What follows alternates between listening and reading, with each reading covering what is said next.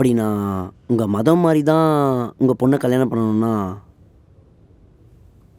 அப்படிப்பட்ட கல்யாணமே எனக்கு தேவையில்ல சார். டேய் வாப்பா தான் நமக்கு நிக்கா பண்ணி வைக்கணும்னு சொல்லிட்டார்ல, ஜஸ்ட் ஒரு மதம் தானே, மாறிடேன். என்னடி அவர் தான் சொல்கிறாருன்னா நீயும் ஜஸ்ட்டு மதம் தான்ற?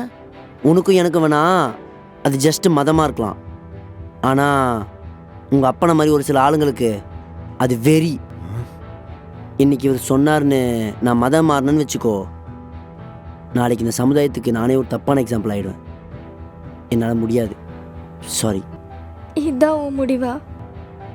ஆமாம். அப்போ என்ன மறந்துடு. சரி, எனக்கு உன் மேலே கோவம்லாம் எதுவும் இல்லை கத்திஜா, வருத்தம் மட்டும்தான். நான் வரேன்.